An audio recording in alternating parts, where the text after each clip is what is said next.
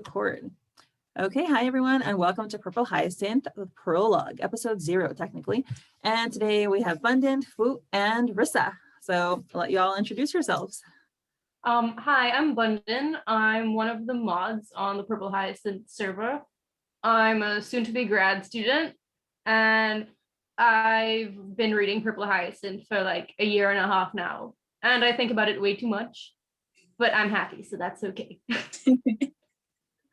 And hi, I'm Rissa. I do episodes with Mindy for Midnight Poppyland, and I've jumped over here because I also love this webtoon. And I've been for both of these in like the old days. So now I'm like, let's talk about it. It's going to be good to go through all of this again because it's going to be more fresh, a second time, at least for me.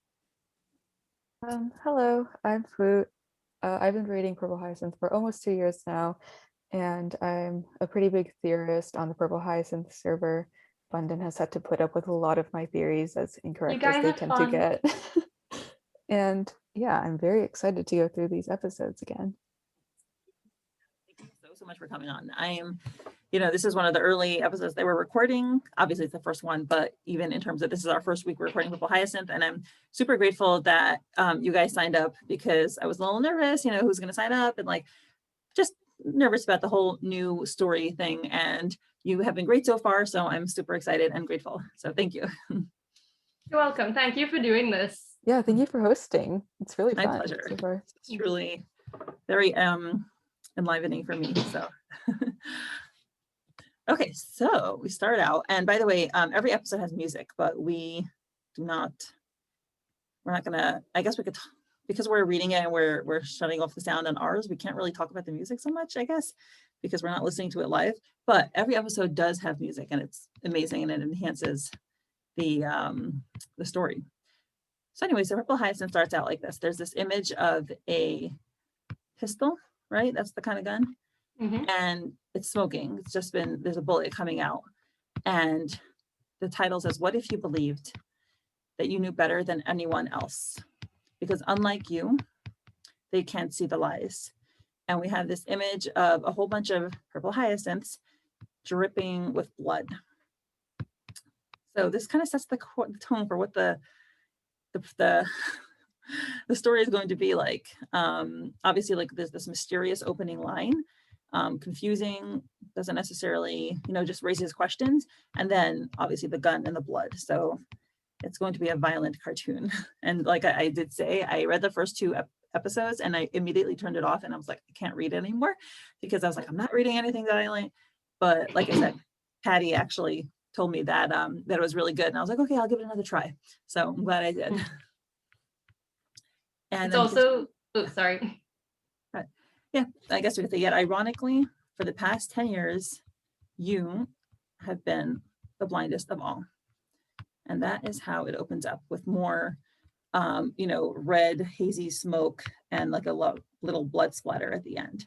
And then we have the Purple Hyacinth title. So what do y'all think of the intro? Symbolism everywhere. You're all just of like, the symbolism. It does an amazing. Where's the blood coming from? What do the purple hyacinths, I can't say it and it's going to be horrible if I try. What do they mean? Like, it's a really good way to open. And plus the music, actually, I don't know many webtoons that have a soundtrack. So like really when you get into it, you have so much like, going into kind of like the build up to the scene.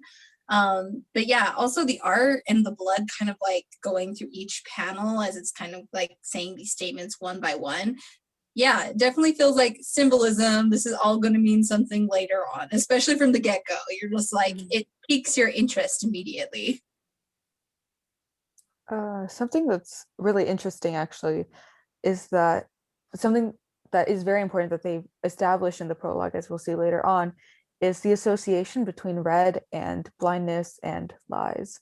And we see that with the first, when they say they can't see the lies, that is the first statement with the backdrop in red. And so it immediately creates that association for us in our minds that when we see red, we know something's up, maybe with like lies or something's not quite right. I also like how it starts with a gunshot and the bullet, you see the bullet going down through the middle of the panels with each line of that monologue goes into these beautiful purple flowers, and then they're covered in blood. And it's just interesting reading this thing in combination with the music and the art and everything. Like you guys said, it just really sets a great tone that gets you interested really quickly and curious about blindest of all, why is there blood, the gun, the flowers, all of it. And you just assume, even if you've never seen a hyacinth before, you could be like, I guess those are purple hyacinths. Yeah, and I mentioned this like when we first saw the purple hyacinth in I think episode 1, but it's this whole story has this juxtaposition of violence and extreme beauty, because it's always drawn very beautifully, and also the fact that it's kind of set in a proto-Victorian era also lends it beauty, and the characters are very graceful and slender, and they're beautiful. They're all movements beautiful. Yeah, right there.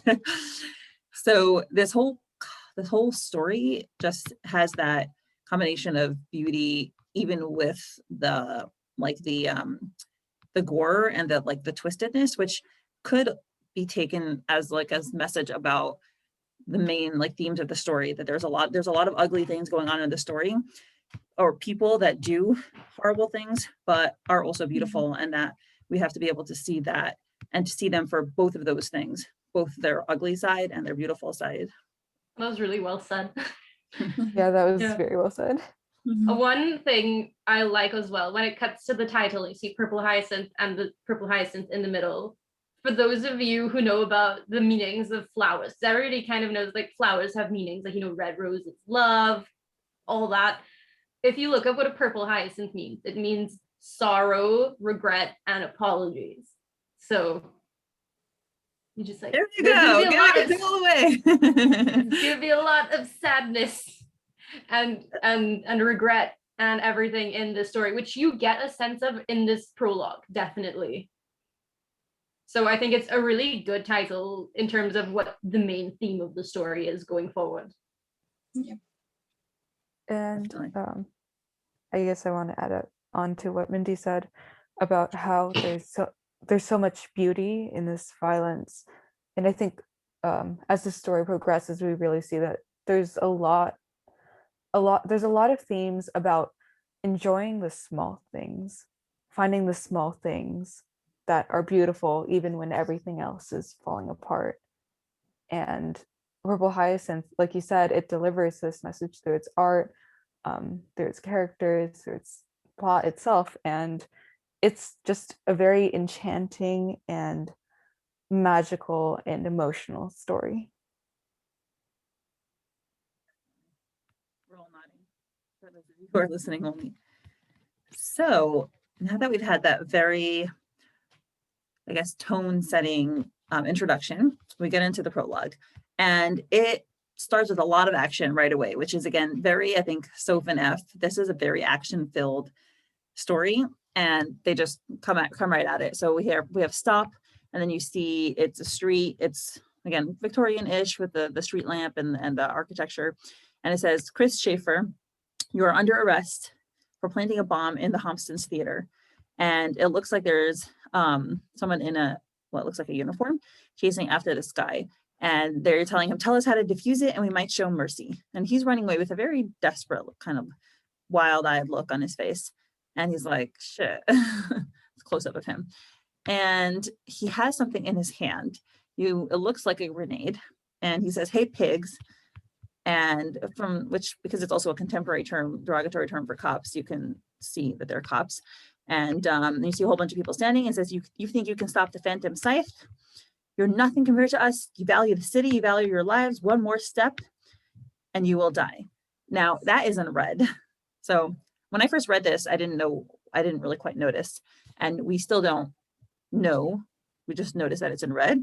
We don't necessarily know yet why. And you see him take the pin off of what looks like the grenade with his mouth, and everybody freaks out. You see their reflection, their eyes kind of behind their mask. It's showing you what their eyes would look like. And someone says, "It's a grenade, everyone get out." And everybody, is fleeing, except for one person who, the pin goes down, the grenade goes down. One person has this little person with orange hair, has a little smile on her face. And instead of running away, she runs toward him. Great way to set up your protagonist. Yeah. Right. So at first when I read that, I was like, okay, so she is reckless, she's brave, she is strong-minded. And I didn't know what we know, a little bit later, but I think that even without knowing what we know about this protagonist, I think she does embody all of those traits. Yeah. I think you have to give props to the art in this scene. Action is very difficult to portray. And what's interesting in the panels is you actually see with movement, like the snow move faster and like things like are like how the lighting is done to really give that pacing, because a lot of times like little details are forgotten, but in this one, like it's just so beautiful, but it's definitely like building up the tension just in like poses. And again, the characters are elongated. They're very, as you said, like kind of lean and slender. So their actions are very like big when they make them. At least I noticed. But yeah, that's something I like. Is just like definitely the author's good at making action seem actiony. It's not easy. It's really not, because it's really different poses for action. It's not, stationary. They're like throwing things and moving, and yeah. Yeah, it's really hard to show action with drawings, especially like a series of drawings so you understand the flow of action. And they do a pretty good job with it. Like, it's really hard and they pull it off like almost perfectly with this scene in particular. You get a lot just without any dialogue from her or anything about what's going through her head, her mindset, everything. Just, wow. And we haven't even seen her eyes yet. We just see like the bottom of her face. So it adds another level of mystery to this character, to this protagonist. We assume that she's the one narrating at the beginning, and she says how like she thinks that she knew better than everyone else, except she didn't. And that also definitely plays into her sort of cockiness, her boldness, her confidence that we see here, because she knows something that everyone else doesn't. And that's why she runs towards the bomb or the grenade instead of fleeing like the other police. And so what does she know and how does she know it? That's a very good linkage between the prologue in here. So she's running, the grenade is prominently displayed on the floor, and you see everyone else. There's actually one of the police officers that's holding this little kid and kind of protecting him, which is a sweet, nice moment. And she's running toward him, and they tell her, Officer Sinclair, so this must be her name, what are you doing? You won't make it in time, Lauren. And they're all trying to stop her. So Lauren don't, and they all but she doesn't care, right? She runs literally straight toward it, and it explodes. So you're like, oh my gosh, is she dead? But then you see that they're like smoke. The bomb was fake. They're all enveloped in smoke. So basically the bomb was not a grenade. It was a smoke bomb. And the criminal, or the person who planted the bomb, is, panicking because she's catching up on him. And then you see her coming out. She is like this figure, descending on him. She's backed by this tremendous light, and it just sets her up to be this very powerful, imposing, capable, confident person who is, doing her job and completely negating his plan, something that he was sure was like foolproof and that would, scare everybody and get him his way. She's like the one person who just foiled it and completely blew him away by surprise. I love the imagery of her above him. She almost looks like an avenging angel or something, like coming down from heaven. Like, I don't know. I just like the way that the glow of it with the lighting, how she's above him and all that. She looks almost ethereal in a way. Just, oh, it's so good with the storytelling. Yeah. So, if you use that analogy of her looking like she's an angel, that is something that definitely plays a lot into the story. The story is where she's set up, and I'm gonna kind of get into the theme really. She's set up to be the very moral, the side of the law, the moral side. And then, she, as we learned in the tag, she teams up with an assassin. and who you would assume is the immoral person. And the whole theme of the story is finding out what is good and what is bad, and that people are people who you thought they were, are people as, you know, black and white as you thought they were. The people who present themselves as bad, are they really bad? The people who present themselves as good, are they really good? So it's really a theme running throughout the story. A callback I would make again to like your thing about beauty and violence is the panel where we see the grenade. It's very still, and yet like right on when we zoom in on it, except it is beside two panels where we see intense action, and so that kind of builds the intensity. So we see chaos, and then we see quiet, and then there's just more chaos and more chaos. But in this moment, while you're looking at that panel, it is just entirely peaceful, except and it's ironic because this grenade could go off at any second. That's like the eye of the storm feeling, where, you know, when you're in a hurricane and the eye it's calm. But I love that, like that, noticing that contrast.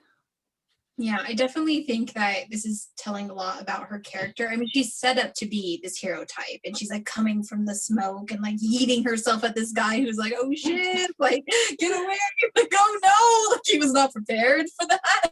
And I love that. I like that kind of humor where she goes through. So I think the whole thing portrayed in this is strength. Strength and beauty is really coming through in these first scenes, but of course we'll get more complicated later on. The literal moral high ground. Oh yes, yes. Symbolism. I have the high ground. I'm sorry. Oh God. It's over.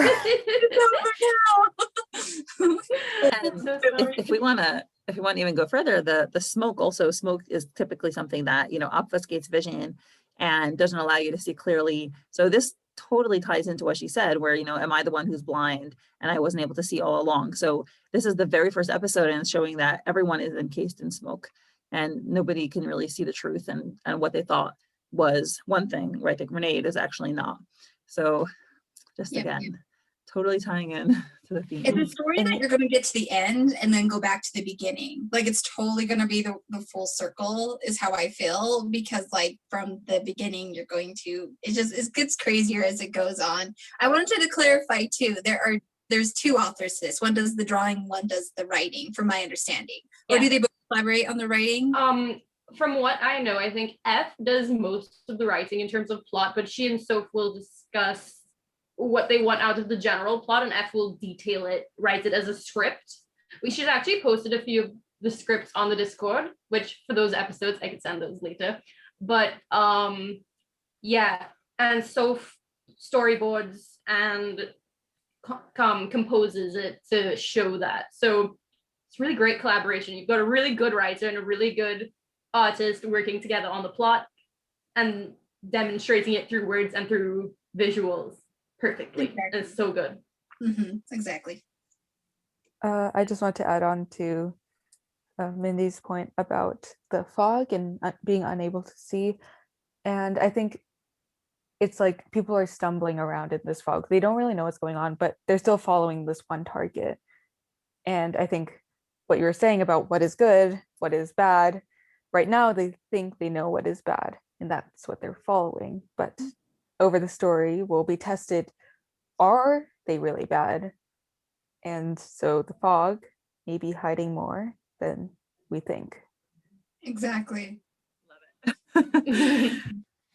This is just getting me so excited for the rest of the story. I'm like, oh my God, I can't wait till next Monday. Yeah, I reread this actually like a week ago. I was showing my boyfriend and I was reading it with him, and I was already like, oh, that's a thing. Like from later on. So it's just well written. It's well written, and it's references things that are years in the making almost.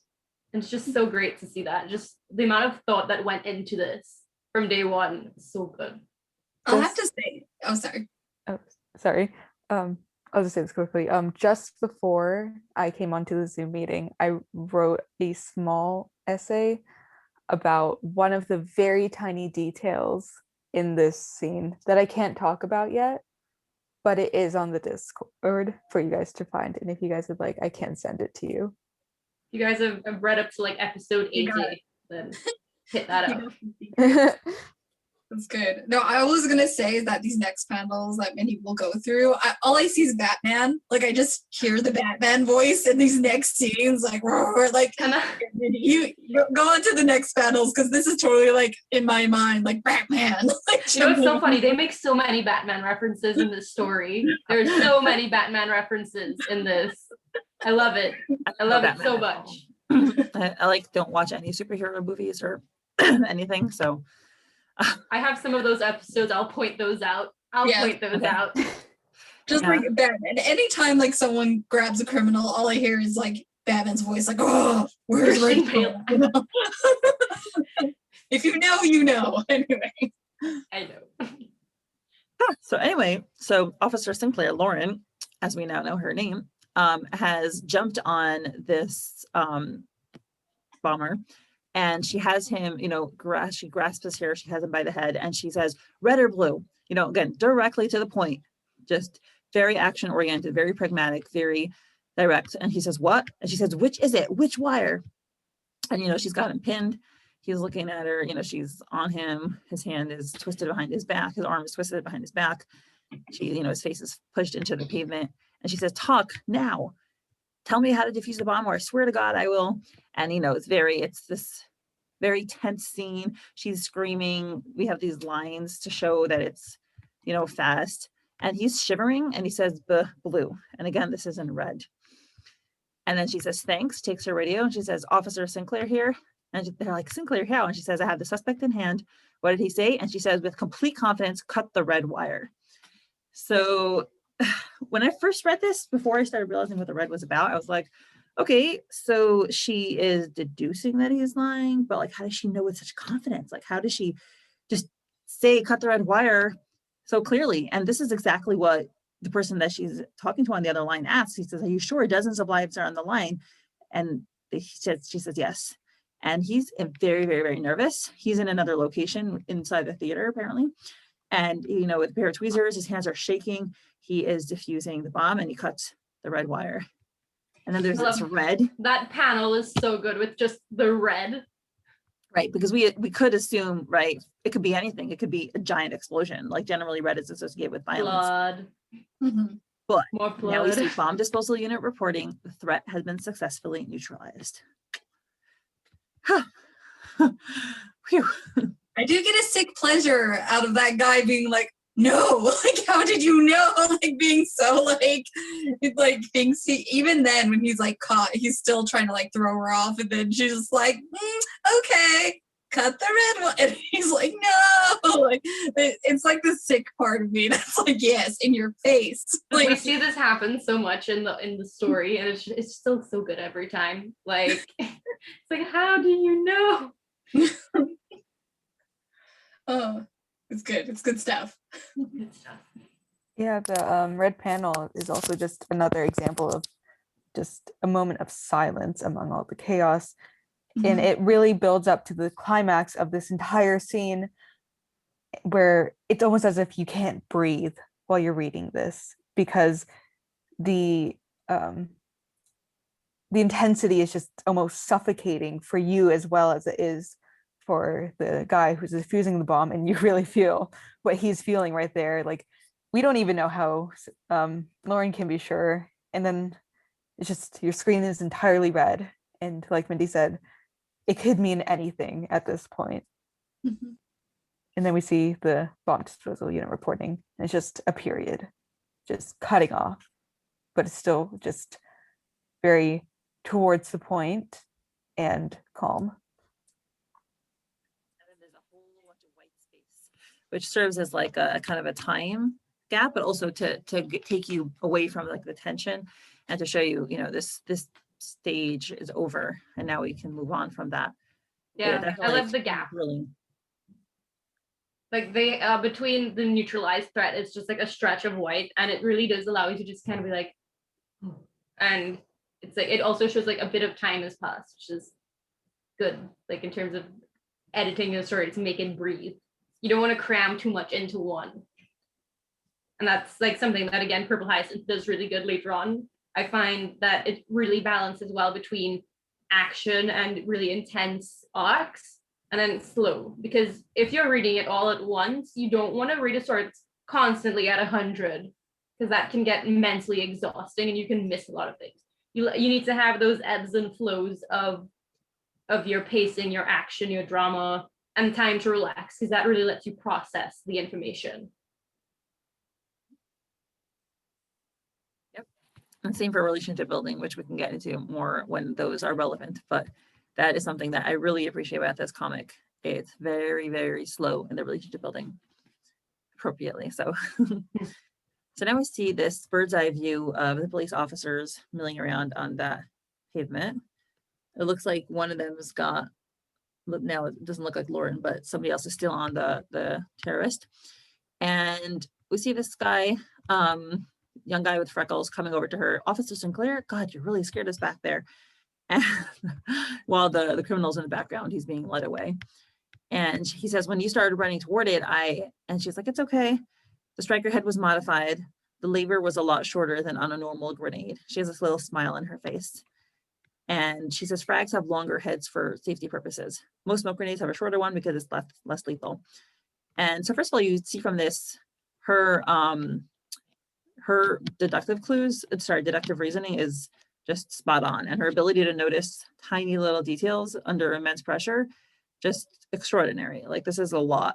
You know, presumably this is something that perhaps other police officers also know, but the fact that she knows it, plus was able to observe it under pressure, just indicates a lot about her mind, which, as we'll see in the future, is not always so calm and objective, but in this case it was.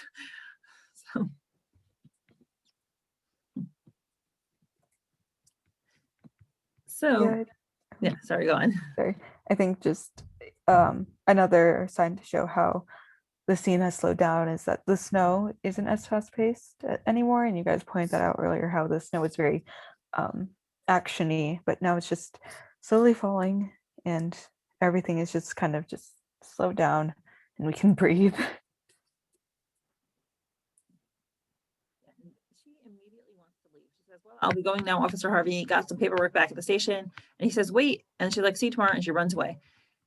And you know, and then the officer says, Sinclair, every time. And then he's like, wait, isn't the department the other way? And I saw, you see from this and the fact that she was so quick to say, oh, it's okay. She doesn't really kind of like take praise easily. And she seems to need to get away. Like, she is making light of a very serious, at least in front of him, she isn't acknowledging the seriousness of what just happened and the kind of like amazingness of what she just did.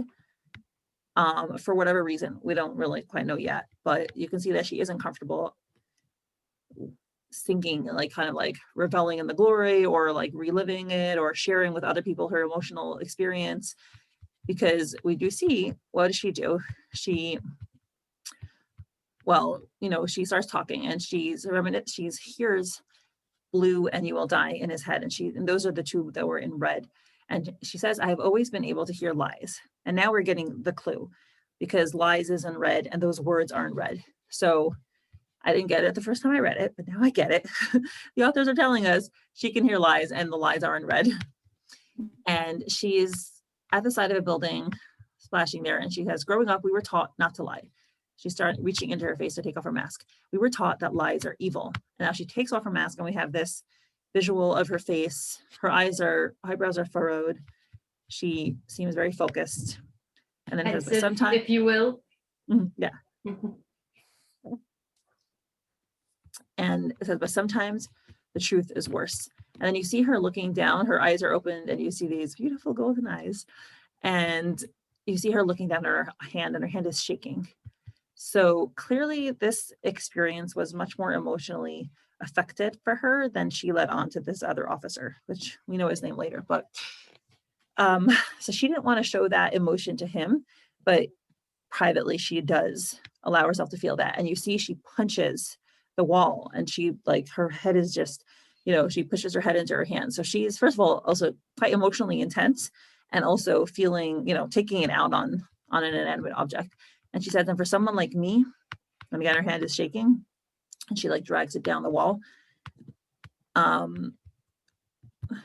there were moments I wished I never knew. And that's a little bit later. But she says, you know, she is at this point is totally down on the floor. She is obviously extremely shaken. And she says, I stopped it. I stopped it this time. Looks like she's wiping her eyes. And she says, and yet there were moments I wish I never knew. And then we'll get into a little bit of the next section. Let's hear your thoughts first.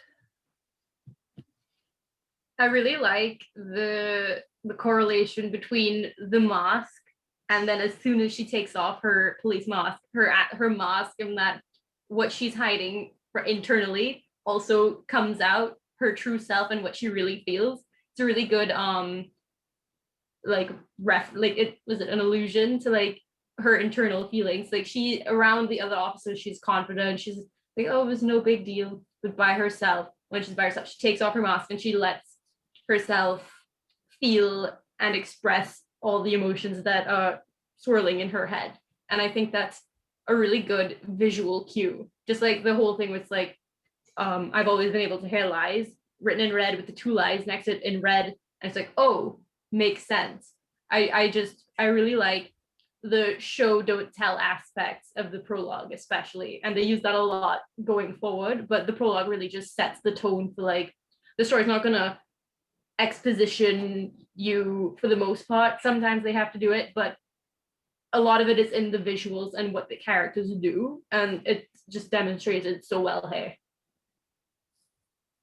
Yeah, I also like the story, how you're getting like, oh, this does not only have to do with like the trauma of like it could have been a grenade. It's also something that's to do with her past, because in the reflection you are seeing the young version of her, and then it's opening up to a new panel flashback there. But as you said, it's a really good way to not tell her whole story, but really give all those hints of like what kind of character she is, who she is. I mean, this seems a little weird, but it's almost like you can relate to that fact. Like when we're at work, we usually are wearing some kind of mask, most of us. And even if things get emotional, we have to kind of like hold it together to be competent. And then when we are alone, we can like actually feel our feels a little bit more. Mm-hmm. Of course, hers are a lot more traumatizing than the average Joe, of course. But it's just a way to relate to a character where it's just like, you know, in high intense situations, you have to kind of keep it together. And then, then you take off the mask and then you go home and cry and eat Ben and Jerry's or whatever, you know, whatever you go home. Unfortunately, she doesn't have the luxury of like, I mean, a cop's job is hard. Being an officer is a hard job, or a detective, or in that line of work in general. I don't know, you know, how they deal with it on a daily basis. So maybe it is the kind of like go into the broom closet and cry it out, like between jobs. I don't know. Some people might have lovely jobs and this never happens to them, but for a lot of people, this is kind of the reality. Not necessarily just jobs, though. You could have it with anything. With your friends, your family, you want to, and especially for her, she wants to appear confident. There's definitely situations socially that you want to appear like you have everything together and you're confident, but you don't show this side of yourself to just anybody. You mainly keep it to you, or maybe just the people you're closest to. So I think it can be relatable to a lot of people in that sense, not just work, but through your social life, through society, all that. Lauren's line about where she's like, I stopped it this time, and yet, and the phrasing of like this time makes it seem there was a time before, and so what was that time before? And if she was able to stop it this time, the time before, was she unable to stop it? And right after that, we get the panel of her as a child, and then we scroll down a little bit more and we get Allendale. And sorry, I'm just going a little bit ahead. And then we go a little bit more down and we see an explosion. And so as a child, it kind of gives us this hint that something bad happened while she was a kid that she felt she should have stopped. And then just the comparison of her current self and then her child self, and the reflection is her current self is washed in blue, and often blue is a color associated with sadness, whereas her child Lauren is in yellow, and yellow is often the sign of happiness. And yeah. So right. So this panel leads into another whole flashback. So she's wrote this child Lorna is reflected there. And she's also, not only is she in yellow, she's also holding a basket of flowers, very innocent, very, happy. And we'll learn more about the flowers later. But right now, it just right away sets an image of an innocent little girl. And then the visuals are beautiful because it's this, she's now reflected, opening into this like kind of triangle. And there's Allendale, right? We have this building that says Allendale on it, and it looks like it's a train station. We see a train, and we see a little boy with white hair and a newsboy cap that's patched, running towards, kind of like, looks like he's running to keep up with a train, which is something kids like to do. And you see again, it's like this kind of these black lights, this black background with white light, yellow lights in between. And then you see this giant explosion. And it looks like everything's falling apart at the train station. It's just very graphic. Things are flying, and then you have a ton of smoke and fire, and everything is broken on the floor. And again, in between, you have constantly like this eerie black with like burning lights. And then you see it's raining. Now it's back to being blue. So it's like this very like kind of like after effects where there's now a police line do not cross, APD. And it's raining, it's blue, there's debris everywhere. And then you see this panel of like people on the floor, just dead bodies with actually like a stake with the only like golden thing there. And then you see somebody hung up on this giant stick. It's like a telephone pole or like the remnants of a building, like the pole, I guess. It looks like a scythe. It's meant to look like a scythe, I think. Does it look like a scythe? Yeah, it has a little like. I mean, it's hook kind of, part. it's kind of. I could see that. I Can't could see really that. curve wood though. It's I don't know if this is the Christian upbringing, but it almost looks like a cross. Yeah. Like someone who's crucified, which Mhm. Religious imagery is always a pretty good thing to show in terms of like immediate understanding. There's a lot of religious imagery that we see in Purple Hyacinth, especially in like some of the promotional banners, like for the season 1 banner, like when it first launched. Kieran, I'm so sorry, you might have to cut that out. Fine. We see this guy that we'll see later on in this episode, and we see Lauren in a church, and then in older banners we see them also in a church with like church windows behind them, and as we'll see later on, we see more church imagery and references. And so the church is just very relevant in this comic.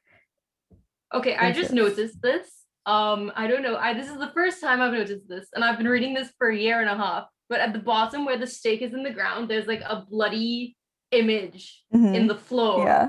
And it looks like some sort of hooded figure. And this is a symbol. Yeah, this is some sort of symbol that I never noticed until now, but it does come back, and we'll see that the symbol appear again and again, but just keep that in mind. I feel bad for whoever had to paint that, because it's obviously painted with blood. So like whoever painted that deserves a raise, especially since the terrain looks like really uneven. And it's raining. Like, I'm not seeing. So the red forms a hooded figure. Yeah. You will see this again, I think, in episode 2, at the beginning of episode 2, which we're not there yet. I'll probably show you this after the podcast. So it doesn't spoil anybody. But yeah, it's right where the pole is stuck. It's like a hood, and then there's a face, and then there's a pole next to the face that kind of goes under like the jaw, and then more red above the figure.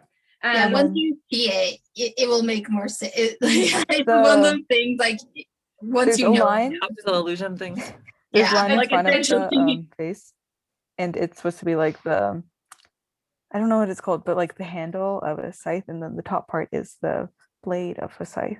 Yeah, and then the hooded figure kind of is like in reference to like, I don't know, I get Grim Reaper vibes, because you know, scythe and everything. So yeah, it's death. It's just death everywhere. Good symbology and branding on the part of this organization. burning is very important to them, as we will see later on. Mm. So, and then, I mean, this whole thing is just like really, I'm going to say gross and just like extremely violent. And we see the person who is hung up there. First of all, there's ropes around his neck and his waist, and on his chest, it's been carved, "The revolution has begun, Phantom Scythe." And again, so it's just carved into his skin, just a really, really gruesome image. Clearly, the Phantom Scythe is just ruthless, violent, uncaring. Like, we don't know anything about this person on who's hung up here, but we would assume he's an innocent person, although we actually don't know who he is. But just really sick. And now we go back to Lauren. Lauren is expelling a breath. You know, she clearly is again emotional. And she says, "I needed to keep going." Again, she shuts her eyes like she's just trying to give herself more strength. And we see another image of her. And then we see Lauren. We see, "You did good today." There's a blonde officer approaching her. And she, you know, there's these two panels where it's her mouth is open and their mouth is closed. And I think it kind of symbolizes her, okay, you know, like acclimating to having to go back into the social world again, you know, putting aside her grief and her emotions and whatever she had to deal with. And like, okay, switching to people mode. And now I'm going to, you know, be back to normal, because you see in the next one, she smiles, she says, "Thank you." And she kind of looks like she's putting her mask back on. So this is something that, you know, she keeps to herself. She doesn't let other people in to her inner life and her inner thoughts. This is something that, again, definitely a big theme. And she hides her emotions and doesn't let other people see them for the most part. So it's just all right, laid out right here in the prologue. Yeah, again, it's the same mask imagery, putting it back on. She needs to put back on her work face, her confident face. And then "I needed to keep going." It's her just being like, just taking a breath, relaxing, compartmentalizing, and just having an eye for the greater goal, and not letting herself be consumed by her trauma for much longer, and being like, there's work to be done, basically. Yeah, the "I have to keep going," right after we saw that gruesome image and the explosion, it's obviously in reference to that event was very scarring to her. And but despite the trauma that it gave her, she's trying to overcome it in a sense. And it's kind of hinted that like the guy at the beginning was part of this organization, and so how she's going to overcome this trauma is by taking down the Phantom Scythe. She needs to keep going to take them down and save the day. You know, it's funny, I didn't quite realize that, but that's definitely a motivating factor for her. That's her main drive. Something we also see, though, is that the Phantom Scythe has been around since she was a child, so they're still dealing with these same terrorists. And you really do get the sense that she is after them in particular in this, because they were the ones that caused that thing that has her traumatized and emotionally full of regrets and everything that we see. And you just get the sense that she's after them. She wants to take them down and prevent any more people from going through any loss or anything like she has. And I think it's a really good way to, again, you set it up without explaining it in exposition. You see the guy before, and then it cuts the flashback. You already know, okay, they're bad, they've been around a long time, she's gonna go after them. Really great shorthand and storytelling that makes it really efficient and easy to understand without bogging you with a bunch of information at once. But then, you know, it continues and it says, "But," and then they got this more of the blackness with a little bit of orange light, "without the truth." And then there's, you know, huff, huff. And you see a little girl, Lauren, running just as she did with running towards the grenade, running towards the danger. She did that too as a little girl. She's running towards the explosion. desperately, like really, really fast. You can see she, besides with the huffing and puffing, you see her legs, and then you see her stop, and looks like she's crying. Her face is leaning down. There's a ton of like moisture on her face, and she said it still wasn't good enough. And you see these droplets just falling down onto the hat that we saw earlier, the patched hat of the little boy that was running before in the train station. So presumably, this is someone that she knew, that we gather from here, and is gone. That was in the attack, because it's just in the middle of all the wreckage. And then she says, but I never thought. And now we get to what looks like petals, the purple hyacinth petals. And you see this man leaning very contemplatively, looking at a purple hyacinth. He's covered in blood. He has blood on his hands. He has gloved hands and on his shirt, but looks very restful, and he's looking at the purple hyacinth. There's, light going on it. It's very beautiful. And she says, but I never thought I'd team up with him to find it. And then there's a close-up of him, and he's brought the purple hyacinth closer, presumably to his nose, to sniff it. And he has this little smile on his face. And that's where it ends. And he's hot. Like that whole thing with his shirt kind of open, being like, look at my chiseled jaw. Like, The jaw, the hair, like, the really, man bun. Exactly. And it was really heavy emotions, but like I'm a fangirl, obviously. So I'm like, oh, the feels, that little poor little boy. When we got to this, I'm like, oh, who he? Who did? Who this guy? Like I'm like, Just like okay. Fwoot is judging us. I stay away from the Kieran simpery. I won't. Don't knock it till you try it. Sorry, I've adopted him as my son. I will protect him. I'm sorry, I'm Googling your son. But when like you first read this, you're like, who's this handsome man? Because like obviously they don't draw him like that to look like this poor unfortunate soul. Like there is that little bit, the mystery and all that. He has a white billowy shirt open and his hair is all like woo, and he has a chiseled jaw. Like they know what they do. Literally, I think she said that, yeah, the dark-haired boys. The dark-haired boys are the... I was just like, F, you're a woman behind my own heart. I feel you. But yeah, no, what I love is that, but I never thought I'd team up with him to find it. Just looking at him, you get the sense that he is almost in opposition to her in some ways, because like, he's covered in blood, he's got gloves on, and it's like, he looks a little shady. What's going on with him? Who is this? Like, so you get the sense that like this whole thing is going on, and then but she's kind of feels like she's stuck in this like regret. She's not getting, like, she feels like she's not getting anything done. Like, I stopped at this time, but she still feels all this regret. You get the sense here with this, but like everything you show him, he is somehow involved in changing this in a way. So Yeah. He's just an attractive man who's gonna help us. And at the very end, you see our lovely writer of the webcomic and writer and artist, their cartoon forms, their webtoon forms, and it says, let's make it spicy. So you can't blame me for seeing that panel and then reading that and be like, okay, let's make it spicy. What's up? We love and appreciate the spice that they give us. Yes. I think and probably... the character development and the good stuff. That Fwoot is more like, she's protective of this character because all the things, and you should be. These are very, it just gets deeper from here. You think this is like deep and like dark, it just keeps going down a well. But it's fun. It's a fun one. Everything just goes downhill.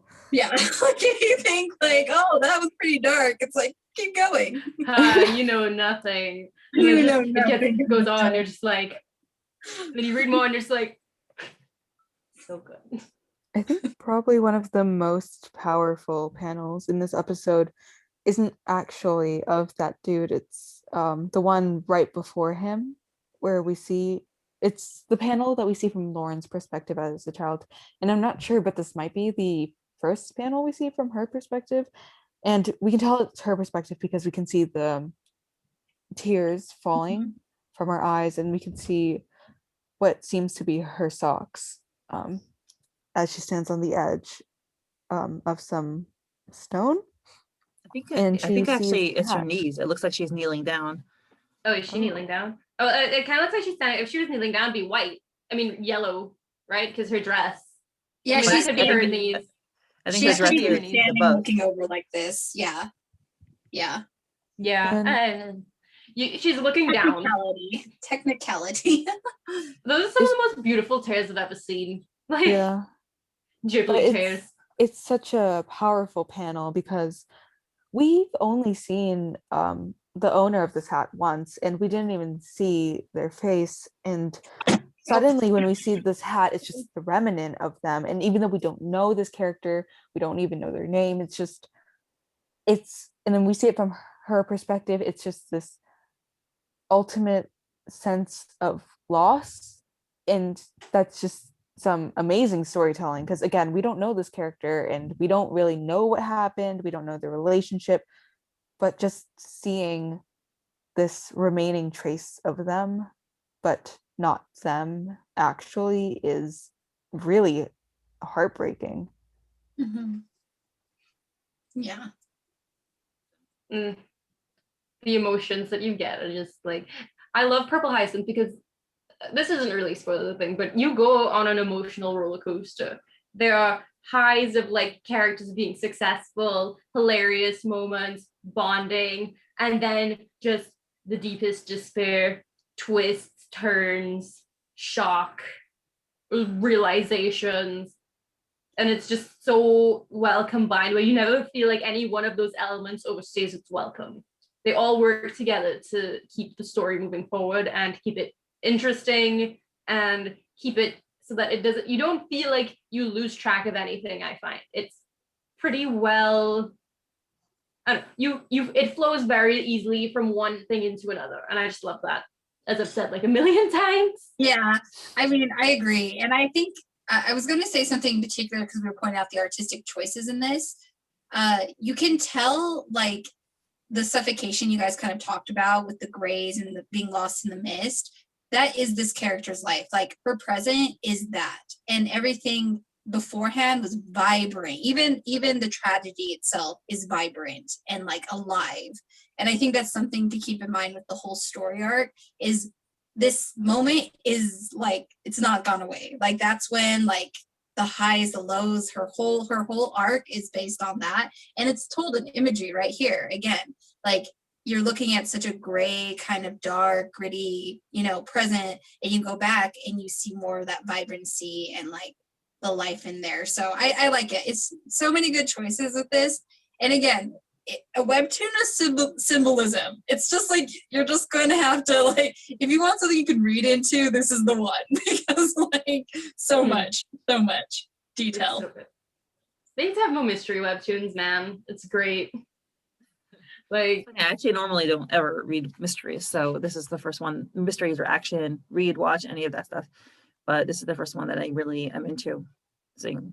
yeah, this one hooked me. Like what I like about webtoon is that when you get a new webtoon, I didn't read this when it was brand new. They had 20 episodes out when I started, but webtoons usually release the first 3 episodes at least, but when they have a new series. So even though this is the prologue, and this is what most people will see with the prologue, they release episode 1 and episode 2 at the same time. And I feel like reading all 3 of those together is really what gets you into it. But like obviously this just sets up the premise and just sets up intrigue. Because I remember when I read this, I was like, oh, this is interesting. Like, yeah, let me keep reading. But it was only when as I read more, I was like, oh no, and now I have to read this. And then I caught up in a day. And now I own all the merch. Not all the merch, just what I could ship over. But yeah, I did not think I would get as into it. But I just knew when I read it, it was like, oh, this is going to be something special. Just off the bat. I think so. For me, I didn't realize how in love I was with Purple Hyacinth until like right about a year ago.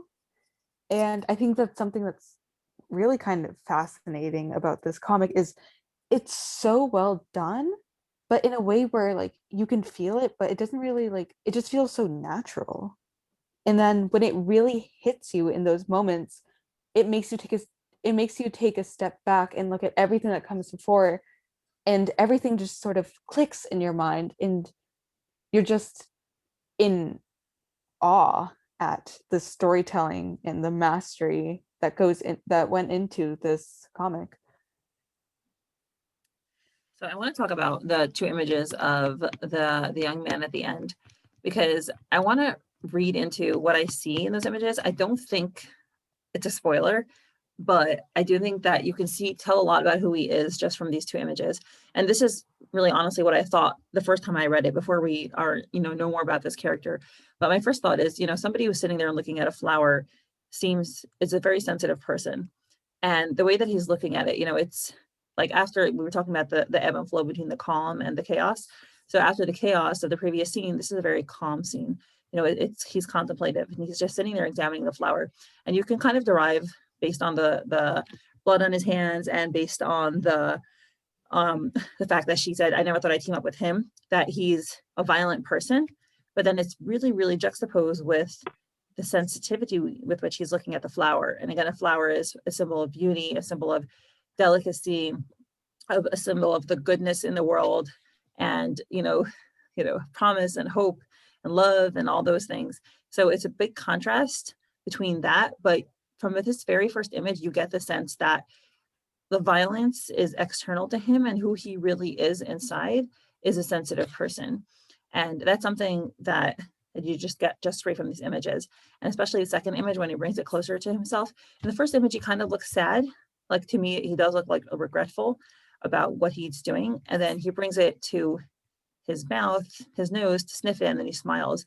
And it's as if he's saying, I am who I am, and I need to do what I need to do, but I'm going to give myself this moment of peace, of serenity, of beauty, and allow myself to feel joy.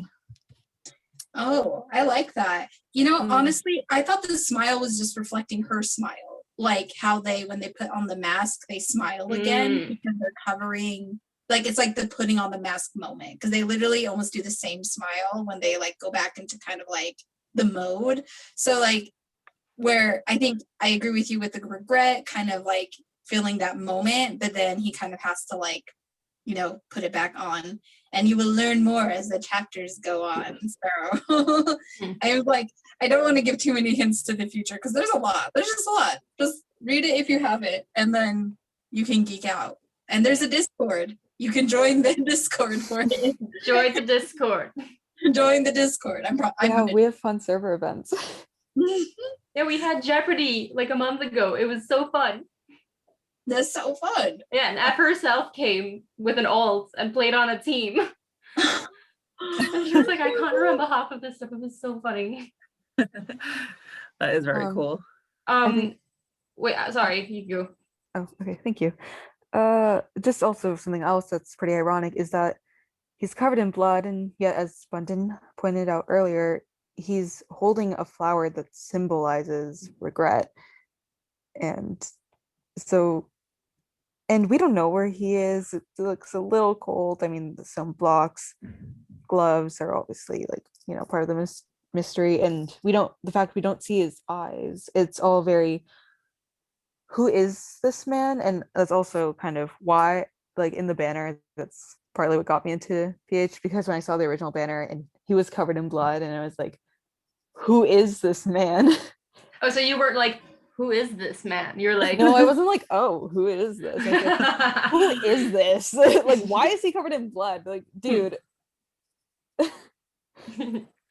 I was gonna say that exact same thing, but also one thing, this could be me just digging way too deep, but you know what? That's what we're here for. The earlier scene with Lauren and the other officers, that was at like an overcast, snowy day. So it was very gray, wet, all that stuff. The flashback to the train station is yellows, and even the explosion is like these bright, vibrant colors, like we said. Then we cut to him. It's almost like it's nighttime, and he's sitting in the moonlight, which puts him in like almost opposition to what we've seen before, because he's kind of like a character of the night, more perhaps dark, and has maybe not sinister, but more like in opposition to the light, or different type of light, let's say, because he is in bright moonlight. So yeah, just interesting imagery again. There's also just a lot of serenity around him compared to like all the chaos and action from earlier. And the particles, this is a big thing of the art style, is there's small particles, and we see this earlier.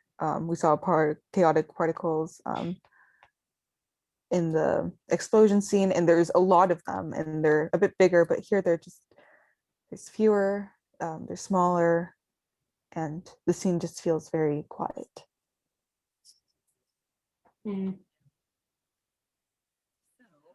I want to read at the end of every episode the creators' notes. They have very funny creators' notes. I love so them. I'll just read it.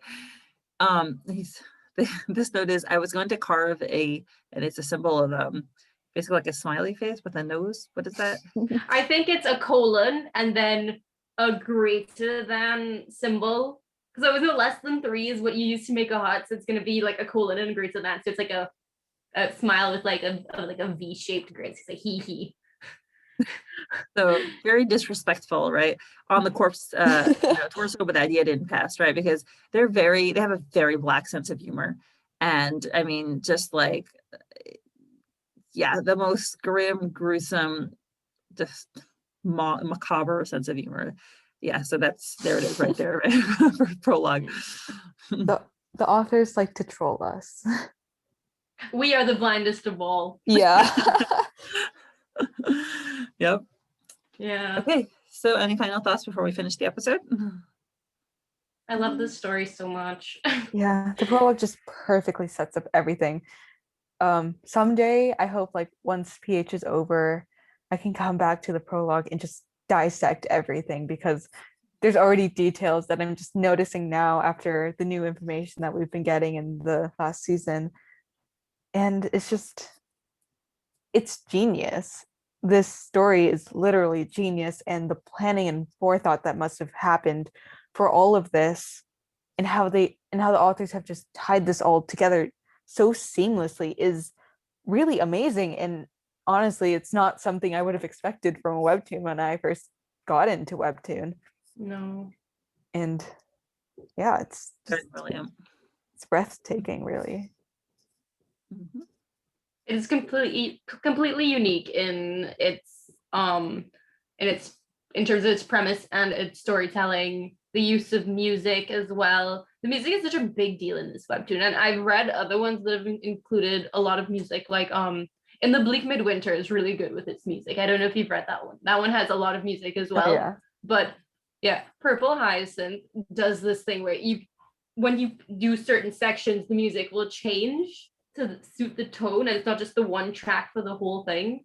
It's just, you could just tell that they really care about setting up the mood and using the music as a storytelling device. And that is so great. We're so accustomed to reading with just our eyes and what we see written, but to have the music as well just adds a whole nother layer. And it just immediately, it makes it a lot more intriguing and can pull you in a lot easier, especially for like this is like my 4th webtoon, I think, and it was immediately like, oh, this is my favorite one now. I see.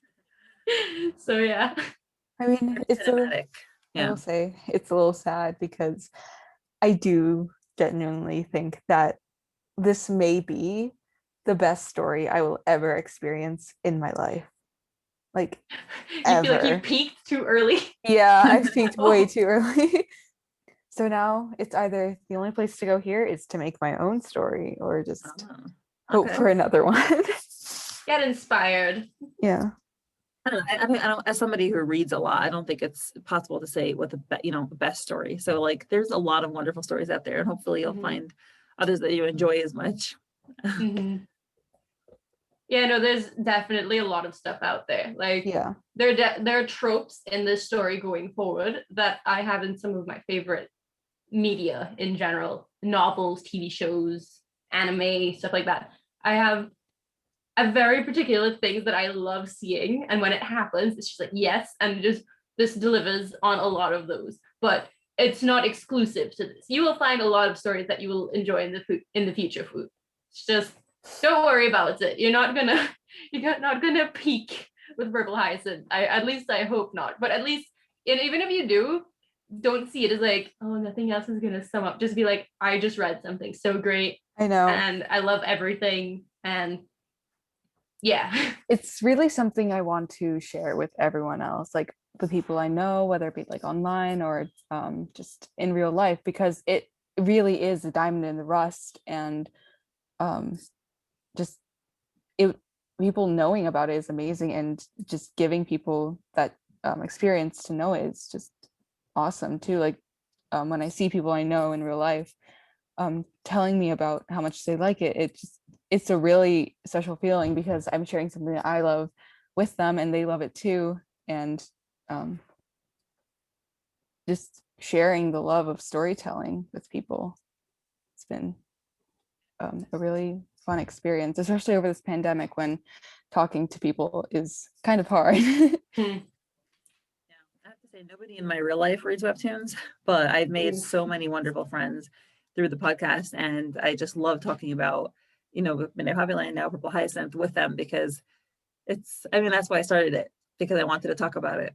So it's been incredible, and I'm always delighted and filled with great satisfaction after every episode. I'm like, that was so great. That was so great. Yeah. Same. I didn't really talk to any Purple Hyacinth fans for like most of season 1.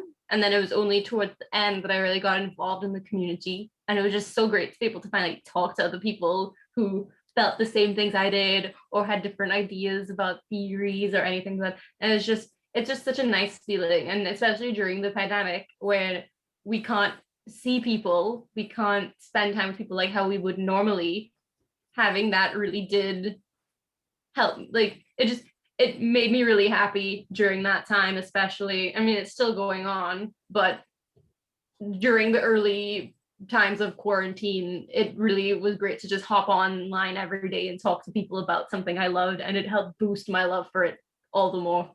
Yeah, I would have to agree with you all the way. Oh, I'm so sorry. I'm sorry. And I just want to say thank you, Mindy, for allowing us to talk about it with you as well.